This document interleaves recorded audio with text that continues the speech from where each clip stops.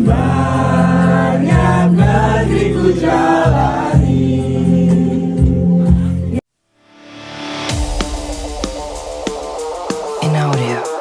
Hai semuanya, selamat datang di channel YouTube Garuda IDN.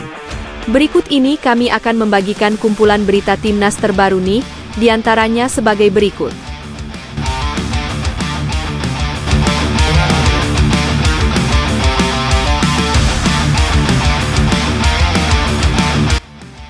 Mantap, inilah line up Indonesia versus Australia yang lokal cuma Marcelino Ferdinand.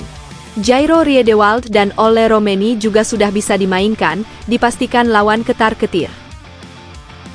Namun sebelum lanjut ke pembahasannya, alangkah baiknya untuk tekan tombol like dan subscribe-nya ya guys. Jika sudah, mari kita lanjut.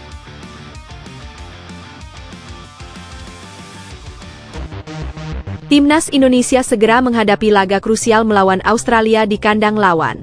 Dalam persiapan ini, Patrick Kluivert resmi memimpin sebagai pelatih kepala. Sosok yang dikenal sebagai legenda Barcelona ini membawa pengalaman luar biasa sebagai striker top di masanya. Ia juga didampingi dua asisten pelatih, Alex Pastoor dan Denny Lanzaat, yang siap membantu memberikan instruksi kepada para pemain. Salah satu kelebihan Kluivert adalah kemampuannya berkomunikasi dalam beberapa bahasa, termasuk Inggris, Belanda, dan Indonesia, yang menjadi nilai tambah dibandingkan pelatih sebelumnya, Shin Tae-yong. Kluivert membawa pendekatan baru ke timnas dengan mengusung strategi total football, yang menekankan permainan menyerang dan kolektif. Gaya ini jelas berbeda dari pendekatan Shin Tae-yong yang lebih defensif dengan serangan balik cepat. Strategi baru ini diharapkan memberikan warna segar bagi permainan tim Garuda. Untuk menghadapi Australia, timnas Indonesia akan menggunakan formasi 4-3-1-2. Sayangnya, dua pemain pilar, Ragnar Oratmangun dan Justin Hubner, tidak bisa tampil. Ragnar harus absen karena akumulasi kartu kuning, sementara Justin menerima kartu merah langsung saat melawan Arab Saudi. Meski kehilangan dua pemain kunci, Kluivert optimistis skuad yang ada mampu memberikan performa terbaik. Bagaimana line up lengkapnya? Kita nantikan strategi yang akan diterapkan dalam laga nanti.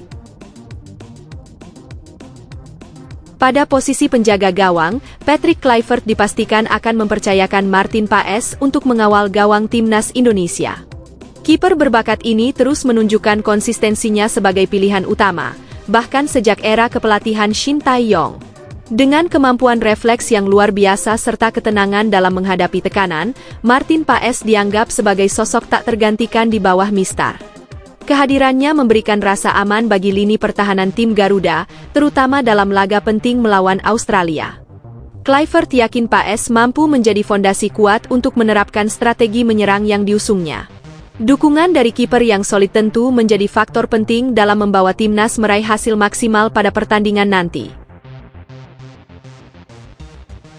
Beralih ke lini belakang, di sini akan dipaang 4 bek. Untuk posisi jantung pertahanan ada Mees Hilgers, Jai Itzes.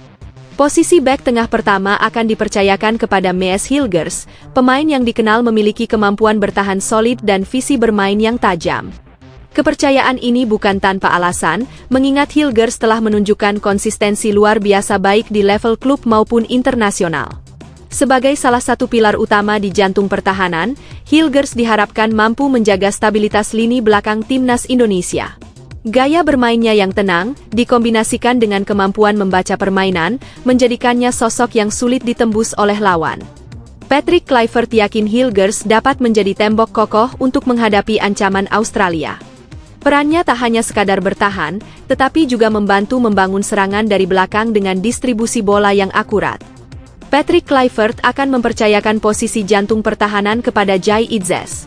Bek tangguh yang kini menjadi andalan timnas Indonesia ini dikenal dengan ketenangan dan kemampuannya membaca permainan lawan. Kehadirannya di lini belakang akan menjadi kunci utama dalam menjaga kestabilan pertahanan tim Garuda, terutama menghadapi tekanan dari lini serang Australia. Itzes juga memiliki kemampuan duel udara yang solid dan distribusi bola yang akurat, membuatnya mampu berkontribusi baik dalam bertahan maupun membangun serangan. Kepercayaan Kluivert pada Itses menjadi bukti kualitas yang dimiliki bek muda tersebut. Ia diharapkan dapat menjadi benteng kokoh yang memastikan gawang Indonesia tetap aman dalam laga penting kali ini. Pada posisi bek kanan, Patrick Kluivert akan mengandalkan Kevin Dix. Pemain yang baru saja resmi memperkuat timnas Indonesia ini memiliki kemampuan bertahan dan menyerang yang seimbang, menjadikannya pilihan ideal untuk mengisi sektor kanan pertahanan. Dix dikenal memiliki kecepatan dan daya jelajah tinggi, sehingga mampu membantu serangan melalui overlap atau memberikan umpan silang akurat ke area kotak penalti lawan. Selain itu, kecerdasannya dalam membaca pergerakan lawan membuatnya seringkali mematahkan serangan di sisi kanan pertahanan. Pengalaman Dix bermain di liga-liga top Eropa juga menjadi nilai tambah yang diharapkan mampu memberikan dampak besar bagi skuad Garuda dalam menghadapi tantangan dari Australia. Kemudian, di lini tengah akan ada 4 gelandang, yang terdiri dari 3 gelandang bertahan, yakni Jairo Riedewald, Tom Haye, dan juga Sandy Walsh. Posisi gelandang bertahan pertama akan diisi oleh Jairo Riedewald. Pemain yang kini memperkuat Royal Antwerp ini memiliki pengalaman bermain di level tertinggi, termasuk di Eredivisie dan Premier League. Dengan kemampuan membaca permainan yang luar biasa, Riedewald menjadi penjaga lini tengah yang tangguh. Kemampuannya dalam memutus serangan lawan serta distribusi bola yang presisi menjadikannya pemain kunci dalam transisi permainan. Riedewald juga dikenal mampu menjaga ketenangan di situasi tekanan tinggi, menjadikannya penghubung penting antara lini belakang dan serangan. Patrick Kluivert mempercayakan posisi ini kepada Riedewald karena selain solid dalam bertahan, ia juga mampu membantu membangun serangan dengan visi permainan yang matang. Kehadirannya di lini tengah diharapkan mampu memperkokoh keseimbangan permainan timnas Indonesia. Untuk posisi gelandang bertahan kedua, Patrick Kluivert memilih Tom Haye sebagai pengatur ritme permainan di lini tengah. Haye dikenal dengan kemampuannya yang luar biasa dalam merebut bola dan membaca permainan lawan. Sebagai gelandang bertahan, Haye memiliki keunggulan dalam menjaga keseimbangan tim, sekaligus menjadi jangkar yang memastikan pertahanan tetap solid. Dia juga mampu mengalirkan bola dengan efektif, memberikan distribusi yang baik kepada rekan-rekannya. Pengalaman internasionalnya juga memperkaya taktik timnas Indonesia, memberikan kedalaman pada lini tengah. Dengan fisik yang kuat dan tekad yang besar, Haye diharapkan mampu menjadi penghalang utama serangan lawan sekaligus memberikan dukungan optimal bagi lini serang timnas Indonesia. Sandy Walsh akan mengisi posisi gelandang bertahan kedua dalam skema permainan timnas Indonesia. Sebagai pemain yang memiliki pengalaman di berbagai liga Eropa, kemampuan teknis dan visinya di lini tengah sangat diandalkan. Walsh dikenal dengan kekuatan fisiknya, kemampuan membaca permainan, serta kemampuan mengalirkan bola dengan presisi. Sebagai gelandang bertahan, dia berperan penting dalam memutus alur serangan lawan dan mendistribusikan bola kepada rekan-rekannya. Dengan peran krusialnya, Sandy Walsh diharapkan dapat memberikan stabilitas dan keseimbangan di lini tengah, sekaligus memperkuat pertahanan tim. Gaya permainannya yang tenang namun tegas bisa menjadi aset berharga bagi strategi serangan maupun pertahanan timnas Indonesia di laga-laga mendatang. Marcelino Ferdinand akan mengisi posisi gelandang serang dalam skema yang diterapkan Patrick Kluivert. Pemain muda berbakat ini dikenal dengan kemampuannya dalam mengatur alur serangan dan menciptakan peluang bagi rekan-rekannya. Marcelino memiliki keterampilan teknis yang luar biasa, kemampuan dribbling yang lincah, serta visi permainan yang tajam, yang memungkinkan dia untuk mengubah arah serangan dalam sekejap. Sebagai gelandang serang, Marcelino akan menjadi penghubung antara lini tengah dan serangan, berperan sebagai pemain kreatif yang bisa mengancam pertahanan lawan. Keberadaan Marcelino di lapangan diharapkan dapat memberikan dimensi baru dalam permainan tim, meningkatkan kekuatan serangan dan membantu mencetak gol. Beralih ke lini depan, akan ada 2 pemain yang diposisikan sebagai winger kanan dan winger kiri. Ole Romeni akan mengisi posisi winger kanan dalam formasi yang dipilih Patrick Kluivert. Pemain yang dikenal dengan kecepatan dan kemampuan driblingnya ini memiliki potensi besar untuk menjadi ancaman serius bagi pertahanan lawan.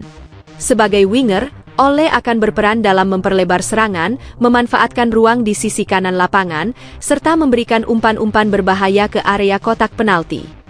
Keahliannya dalam menembus pertahanan lawan dan menciptakan peluang gol akan sangat penting untuk mendukung serangan timnas Indonesia.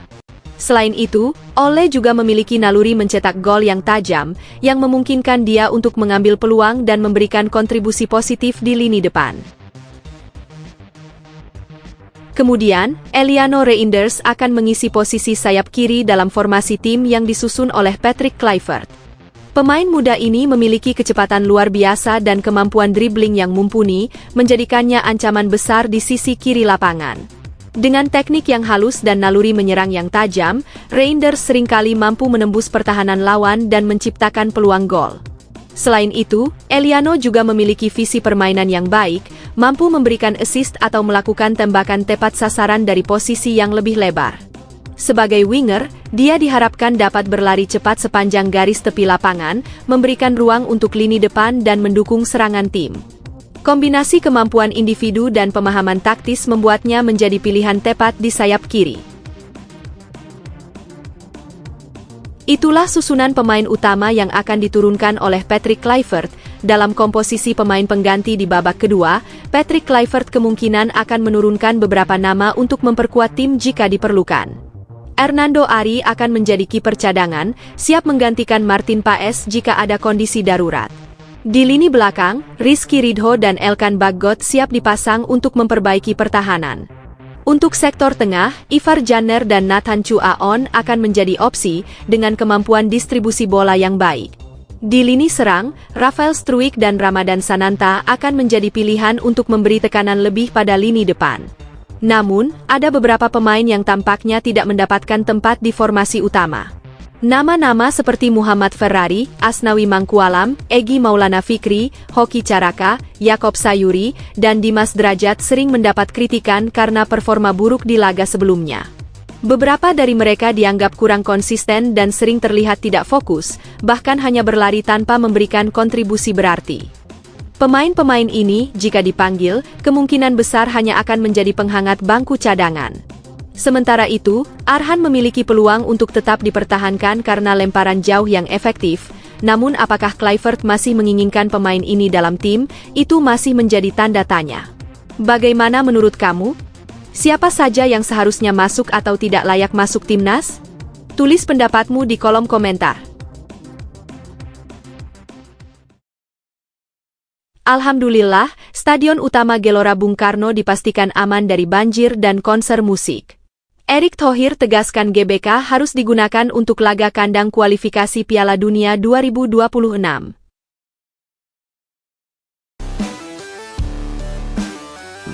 Wilayah di sekitar Jakarta International Stadium kembali menjadi sorotan setelah dilanda banjir rob sejak minggu lalu. Dalam sebuah video yang beredar, tampak genangan air mengelilingi area stadion, termasuk papan proyek pembangunan yang berdiri di lokasi tersebut. Situasi ini menimbulkan kendala bagi pengendara, terutama mereka yang nekat melintas, hingga beberapa sepeda motor mogok akibat genangan. Perekam video menggambarkan kondisi area sekitar JS yang terendam banjir, meskipun stadion ini sering disebut sebagai fasilitas berstandar FIFA. Sementara itu, di Stadion Gelora Bung Karno yang berlokasi di Senayan, Jakarta, situasi berbeda terlihat. Area sekitar GBK tetap aman dan bebas dari genangan, meski keduanya merupakan stadion besar yang menjadi kebanggaan ibu kota. Ketua Umum PSSI, Erick Thohir, tidak tinggal diam dalam menanggapi isu fasilitas stadion ini. Erick secara langsung memantau kondisi kedua stadion, terutama GBK, mengingat stadion tersebut akan menjadi venue pertandingan kandang timnas Indonesia dalam lanjutan kualifikasi Piala Dunia 2026. Menurut Erick, memastikan GBK siap digunakan untuk ajang internasional seperti ini adalah prioritas utama, termasuk memastikan fasilitas dan lingkungan sekitarnya tetap mendukung. Lebih lanjut, Erick telah menegaskan bahwa penggunaan GBK harus difokuskan pada kegiatan olahraga, khususnya sepak bola. Ia juga menekankan larangan penggunaan stadion untuk acara di luar olahraga, seperti konser musik, demi menjaga kualitas lapangan dan kenyamanan para pemain serta penonton. Komitmen ini menjadi bagian dari upaya memastikan stadion tetap berada dalam kondisi terbaik saat pertandingan dilaksanakan. Di sisi lain, banjir yang melanda JS memunculkan kembali pertanyaan tentang kelayakan fasilitas stadion yang baru diresmikan beberapa waktu lalu. Meskipun menjadi simbol kemegahan, situasi banjir ini menyoroti pentingnya perencanaan infrastruktur yang lebih matang, termasuk sistem drainase yang harus lebih baik untuk mencegah genangan di masa mendatang. Kedua stadion ini memang kerap dibandingkan, baik dari segi fasilitas maupun kondisi lingkungan. Namun, yang terpenting saat ini adalah bagaimana memastikan kedua stadion tetap optimal untuk mendukung perkembangan sepak bola Indonesia. Dengan perhatian khusus dari Erick Thohir dan jajaran PSSI, diharapkan permasalahan seperti banjir di JS dapat segera diatasi, sementara GBK tetap menjadi andalan untuk menggelar laga-laga penting bagi timnas Garuda. Mantap betul, Miliano Jonathans putuskan untuk gabung timnas Indonesia pada akhir musim ini. Dengan ini, dipastikan Marcelino Ferdinand akan dicadangkan. Miliano Jonathans, winger muda milik Vitesse Arnhem, belum bisa memberikan kepastian terkait peluangnya bergabung dengan timnas Indonesia. Pemain yang memiliki darah Indonesia dari sang ayah ini menyebut baru bisa mengambil keputusan soal naturalisasi sekitar pertengahan tahun depan. Saat ini, fokus utama Miliano adalah membantu Vitesse Arnhem keluar dari posisi sulit di Eerste Divisie musim ini, kompetisi kasta kedua Liga Belanda. Klubnya tengah berjuang keras untuk memperbaiki peringkat, sementara Miliano sendiri baru saja pulih dari cedera panjang yang sempat menghantamnya musim lalu. Cedera ACL yang dialami Miliano sejak Oktober 2023 memaksanya absen selama 7 bulan. Akibatnya, musim lalu ia hanya tampil dalam 9 pertandingan sebelum akhirnya kembali merumput pada Mei 2024. Namun, musim ini menjadi kebangkitan bagi pemain 20 tahun tersebut. Dalam 10 pertandingan pertamanya, Miliano telah mencetak 6 gol dan menyumbangkan 2 assist, menunjukkan performa yang semakin matang pasca pemulihan cederanya. Penampilan terbaru Miliano cukup mencuri perhatian. Saat Vitesse Arnhem menghadapi FC Den Bosch pada matchday ke-11, ia berhasil mencetak 2 gol meskipun timnya harus menyerah dengan skor 2-4. Kontribusi ini menunjukkan potensi besar yang dimiliki Miliano sebagai seorang winger dengan naluri mencetak gol yang tajam. Dalam sebuah wawancara, Miliano mengungkapkan bahwa dirinya telah menjalin komunikasi dengan pelatih timnas Indonesia, Shin Tae-yong. Ia menyatakan tetap membuka peluang untuk membela tim Garuda di masa depan. Namun, keputusan tersebut akan ia ambil setelah menimbang berbagai aspek, termasuk perkembangan karirnya di Eropa. Miliano sendiri lahir di Arnhem, Belanda, pada 5 April 2004. Karir Miliano Jonathans juga pernah bersinar di Eredivisie, divisi teratas Liga Belanda. Ia mencatatkan 9 penampilan untuk Vitesse Arnhem selama musim 2021 hingga 2023, sebelum tim tersebut terdegradasi ke Eerste Divisie. Dengan pengalaman tersebut, ia menjadi salah satu pemain keturunan Indonesia yang memiliki potensi besar untuk memperkuat timnas. Jika nantinya Miliano Jonathans memutuskan untuk dinaturalisasi, kehadirannya tentu akan menjadi tambahan yang berharga bagi skuad Garuda. Dengan bakatnya yang telah terasah di kompetisi Eropa, ia diharapkan mampu memberikan dampak positif, baik untuk tim maupun sepak bola Indonesia secara keseluruhan. Mengejutkan, Kelvin Verdong tiba-tiba ingin pindah ke Liga Spanyol. Netizen langsung menyarankan Verdong untuk bergabung dengan Real Madrid. Kelvin Verdong, pemain naturalisasi timnas Indonesia yang menjadi andalan Shin Tae-yong, memiliki ambisi besar dalam karir sepak bolanya. Bek kiri NEC Nijmegen ini mengungkapkan keinginannya untuk bermain di kompetisi elit Eropa, dengan La Liga Spanyol sebagai tujuan utama. Impian ini tidak hanya didorong oleh ambisinya untuk naik level, tetapi juga oleh keyakinan bahwa gaya bermain di Spanyol dapat membantu meningkatkan kualitas dirinya sebagai pemain profesional. La Liga dikenal dengan permainan yang penuh teknik dan kecerdasan taktik, dua aspek yang ingin dikuasai Verdong agar menjadi pemain yang lebih matang. Menurutnya, atmosfer kompetisi di Spanyol sangat mendukung pengembangan skill, terutama bagi pemain yang ingin mengasah kemampuan teknis dan pemahaman permainan secara mendalam. Penampilan konsisten Verdong di Eredivisie bersama NEC Nijmegen menjadi modal utama untuk mewujudkan ambisi ini. Sebagai salah satu bek kiri yang paling diandalkan, ia terus menunjukkan performa stabil dalam setiap pertandingan. Verdong percaya bahwa kerja keras dan penampilan gemilang bersama NEC akan membuka jalan baginya untuk dilirik oleh klub-klub besar di Spanyol. Bagi Verdong, bermain di La Liga bukan sekadar impian, melainkan target yang realistis dengan usaha yang ia tunjukkan di lapangan. Namun, Verdong juga menyadari bahwa langkah menuju kompetisi seperti Premier League Inggris masih terlalu tinggi untuk saat ini. Ia memilih fokus pada tujuan yang lebih memungkinkan, yakni bersaing di La Liga atau Bundesliga. Ambisi yang terarah ini menunjukkan bahwa Verdong memiliki perencanaan matang dalam mengembangkan karirnya di kancah internasional. Kehadirannya di timnas Indonesia pun mendapatkan perhatian besar dari penggemar sepak bola tanah air. Berkat penampilan impresifnya, Verdong bahkan dijuluki sebagai Dani Carvajal. Meski perbandingan ini awalnya hanya candaan, banyak netizen yang menyarankan Verdong untuk bergabung dengan Real Madrid. Selain posisi yang sama sebagai fullback kiri, gaya bermain Verdong dinilai memiliki kemiripan dengan legenda Los Blancos tersebut. Dengan dedikasi yang ia tunjukkan di lapangan, Verdong semakin mengukuhkan diri sebagai salah satu pemain penting di timnas Indonesia. Jika impian bermain di La Liga terwujud, Verdong tidak hanya akan mengharumkan nama Indonesia di pentas internasional, tetapi juga membuktikan bahwa kerja keras dan fokus dapat membuka peluang di panggung sepak bola dunia. Tak habis pikir, Andritani Ardiasa cetak assist untuk Persija di laga versus Borneo FC. Nadeo Argawinata cuma gigit jari karena tak bisa lakukan aksi serupa.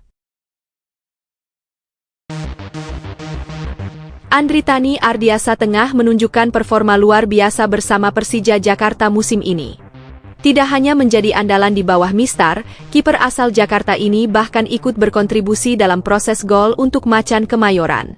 Dengan penampilan impresif tersebut, Andritani berpotensi mencetak rekor bersejarah jika terus konsisten menjaga kualitas permainannya. Musim ini, Andritani memang menghadapi persaingan ketat di Persija, terutama dengan hadirnya Carlos Eduardo. Dari 16 laga Liga 1 musim ini, ia baru tampil dalam 10 pertandingan, sementara sisanya harus duduk di bangku cadangan.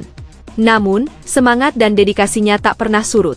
Justru setiap kali mendapat kesempatan bermain, Andritani selalu tampil solid, mencatatkan 3 clean sheet melawan PS Barito Putra, PSIS Semarang, dan Persik Kediri. Yang lebih mengesankan, Andritani turut terlibat dalam 2 gol Persija musim ini. Salah satunya adalah assist yang ia buat dalam laga melawan Borneo FC Samarinda. Dari kotak penalti sendiri, Andritani melepaskan umpan panjang yang sempat diantisipasi oleh kiper Borneo, Nadeo Argawinata. Namun, bola berhasil dikuasai oleh Gustavo Almeida, yang kemudian mengubahnya menjadi gol. Momen tersebut menandai assist pertama Andritani sepanjang karirnya sebagai penjaga gawang Persija. Tak berhenti di situ, Andritani kembali mencoba peruntungannya ketika menghadapi PSS Sleman. Dengan skema yang hampir serupa, ia mengirimkan bola jauh ke area lawan yang kembali dimanfaatkan Gustavo Almeida. Meski sempat terjadi perdebatan karena bola menyentuh kaki bek lawan terlebih dahulu, kontribusi Andritani dalam membangun serangan tetap patut diapresiasi. Penampilan gemilang Andritani ini mencuri perhatian, terutama dibandingkan dengan Nadeo Argawinata, kiper Borneo FC sekaligus pemain timnas Indonesia. Penurunan performa Nadeo membuatnya kerap dicadangkan di klub dan kurang diandalkan oleh pelatih Shin Tae-yong di timnas. Bahkan, posisi Nadeo diprediksi semakin terancam setelah kedatangan Martin Paes, kiper naturalisasi yang kini menjadi pilihan utama. Di sisi lain, netizen mulai mengusulkan agar Andritani kembali dipertimbangkan sebagai bagian dari timnas Indonesia. Dengan pengalaman dan konsistensinya, ia dinilai lebih layak untuk mempertahankan posisinya dibandingkan Nadeo. Jika Andritani mampu menjaga performa gemilangnya, bukan tidak mungkin ia mencetak sejarah sebagai kiper pertama Persija yang terlibat langsung dalam gol atau bahkan mencetak gol. Sebuah pencapaian yang akan membuat namanya semakin harum, baik di level klub maupun nasional.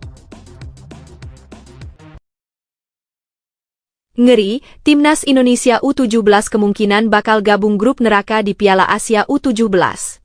Namun, Nova Arianto tetap pasang target tinggi di ajang bergengsi ini. Turnamen Piala Asia U17 2025 yang akan berlangsung di Arab Saudi pada April 2025 menjadi tantangan besar sekaligus peluang emas bagi Timnas Indonesia U17. Setelah memastikan tempat di putaran final sebagai salah satu runner-up terbaik pada babak kualifikasi Oktober lalu, skuad Garuda Asia kini bersiap menghadapi peta persaingan yang semakin kompetitif. Pengundian grup dijadwalkan berlangsung pada Januari 2025, dan hasil drawing ini akan menentukan langkah awal Indonesia di turnamen bergengsi tersebut. Sebanyak 4 tim terbaik yang berhasil mencapai semifinal nantinya akan mendapatkan tiket untuk mewakili Asia di Piala Dunia U17 2025 di Qatar. Baru-baru ini, pembagian pot drawing mengalami beberapa perubahan signifikan. Indonesia, yang berada di pot yang sama dengan Cina, Korea Utara, dan Uni Emirat Arab, harus mempersiapkan diri untuk menghadapi persaingan sengit. Dengan level permainan yang semakin tinggi di Asia, skuad asuhan Nova Arianto harus bekerja keras untuk mencapai target yang telah ditetapkan. Pelatih Nova Arianto optimistis dengan peluang timnya. Ia menargetkan minimal lolos dari fase grup sebagai langkah awal. Untuk mewujudkan ambisi tersebut, Timnas U17 Indonesia akan menjalani pemusatan latihan intensif di luar negeri. Langkah ini diambil untuk meningkatkan kualitas permainan sekaligus mengasah mental para pemain muda. Salah satu pemain kunci, Matthew Baker, juga dipersiapkan dengan matang. Pemain ini telah diberi kesempatan berlatih bersama Timnas U20 Indonesia guna menambah pengalaman dan ketangguhan mental. Harapannya, saat kembali memperkuat Timnas U17, ia mampu menjadi tulang punggung tim dalam menghadapi lawan-lawan kuat di turnamen nanti. Meskipun tantangan yang dihadapi sangat besar, peluang Timnas Indonesia U17 untuk mencapai perempat final Piala Asia U17 masih terbuka lebar. Jika berhasil lolos, tidak hanya prestasi yang lebih tinggi di turnamen ini yang menanti, tetapi juga kesempatan untuk tampil di Piala Dunia U17. Dengan semangat yang tinggi dan persiapan yang matang, skuad Garuda Muda memiliki potensi untuk melangkah jauh. Keyakinan akan kemampuan dan dedikasi para pemain menjadi modal penting bagi Indonesia untuk menghadapi tim-tim kuat di ajang internasional ini dan meraih hasil terbaik yang bisa mengharumkan nama negara.